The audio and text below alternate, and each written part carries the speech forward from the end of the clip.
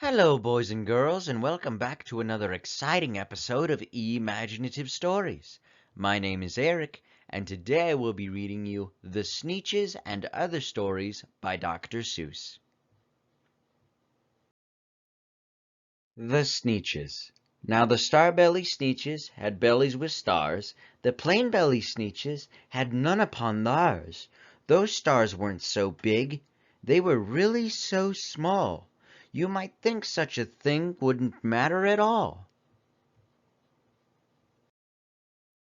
But because they had stars, all the star-belly Sneetches would brag.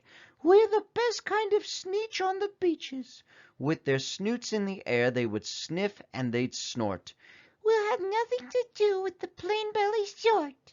And whenever they met some when they were out walking, they'd hike right on past them without even talking. When the star-belly children went out to play ball, could a plain belly get in the game? Not at all. You could only play if your bellies had stars, and the plain belly children had none upon theirs. When the star-belly Sneetches had frankfurter roast, or picnics or parties, or marshmallow toast, they never invited the plain-belly Sneetches. They left them out cold in the dark of the beaches. They kept them away, never let them come near, and that's how they treated them year after year. Then one day it seems, while the plain-belly Sneetches were moping and doping alone on the beaches, just sitting there wishing their bellies had stars, a stranger zipped up in the strangest of cars. "My friends," he announced in a voice clear and keen, "my name is Sylvester McMonkey McBean, and I've heard of your troubles, I've heard you're unhappy, but I can fix that, I'm the fix-it-up chappie. I've come here to help you. I have what you need, and my prices are low, and I work at great speed, and my work is 100% guaranteed." Then quickly Sylvester McMonkey McBean put together a very particular machine, and he said, "You want stars like a star-belly Sneetch? My friends, you can have them for $3 each.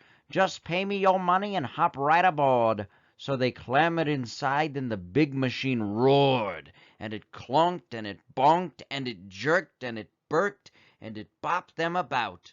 But the thing really worked. When the plain-belly Sneetches popped out, they had stars. They actually did. They had stars upon theirs.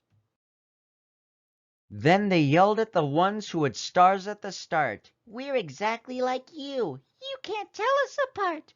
We're all just the same now, you snooty old smarties. And now we can go to your frankfurter parties." "Good grief," groaned the ones who had stars at the first.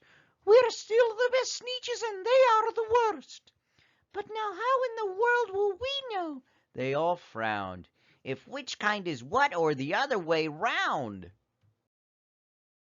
Then up came McBean with a very sly wink, and he said, "Things are not quite as bad as you think. So you don't know who's who. That is perfectly true. But come with me, friends, do you know what I'll do?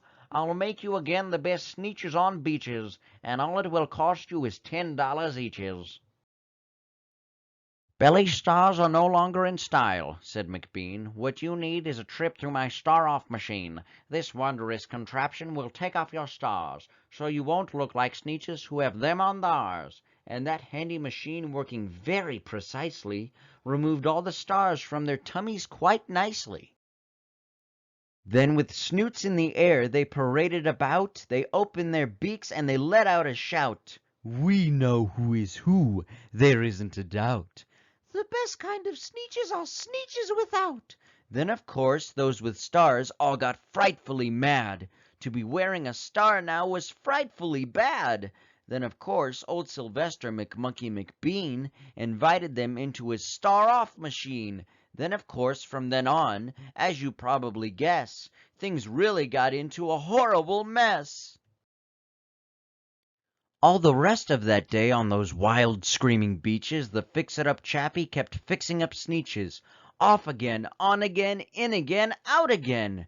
Through the machines they raced round and about again, changing their stars every minute or two. They kept paying money, they kept running through, until neither the plane nor the star bellies knew whether this one was that one, or that one was this one, or which one was what one, or what one was who.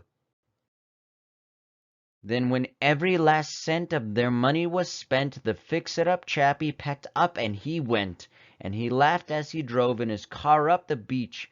They never will learn. No, you can't teach a Sneetch. But McBean was quite wrong. I'm quite happy to say that the Sneetches got really quite smart on that day. The day they decided that Sneetches are Sneetches, and no kind of Sneetch is the best on the beaches.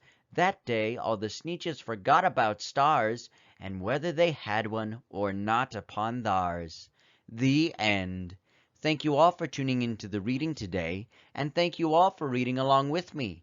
Be sure to tune in on Wednesday for the next two stories that I will be reading within this book, titled The Zacks and Too Many Daves by Dr. Seuss.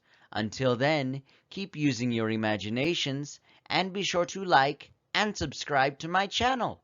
Thank you.